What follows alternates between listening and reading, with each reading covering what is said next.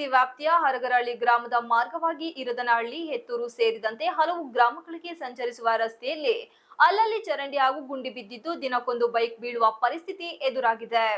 ಸಕಲೇಶಪುರ ತಾಲೂಕಿನ ಹೊಳಲಹಳ್ಳಿ ಗ್ರಾಮ ಪಂಚಾಯಿತಿ ವ್ಯಾಪ್ತಿಯ ಹರಗರಹಳ್ಳಿ ಗ್ರಾಮದ ಮುಖ್ಯ ರಸ್ತೆಯಲ್ಲಿ ಜೆಜೆಎಂ ಪೈಪ್ಲೈನ್ ಅಧಿಕಾರಿಗಳು ಹಾಗೂ ಗುತ್ತಿಗೆದಾರರು ಪೈಪ್ಲೈನ್ ನಿರ್ಮಿಸಲು ಮಾರ್ಗದ ಮುಖ್ಯ ರಸ್ತೆಯನ್ನು ಚರಂಡಿ ಹಾಗೂ ಗುಂಡಿ ತೆಗೆದು ಪೈಪ್ ಅಳವಡಿಸಿ ನಂತರ ರಸ್ತೆಯನ್ನು ಜಲ್ಲಿ, ಗ್ರಾವೆಲ್ ಅಥವಾ ಸಿಮೆಂಟ್ನಿಂದ ಮರು ದುರಸ್ತಿ ಮಾಡದ ಕಾರಣ ಅಲ್ಲಲ್ಲಿ ಗುಂಡಿ ಬಿದ್ದ ಪರಿಣಾಮ ರಸ್ತೆಯ ಮಧ್ಯೆ ದಿನಕ್ಕೊಂದು ಬೈಕ್ ಅಪಘಾತ ಸಂಭವಿಸುವ ಪರಿಸ್ಥಿತಿ ಎದುರಾಗಿದೆ.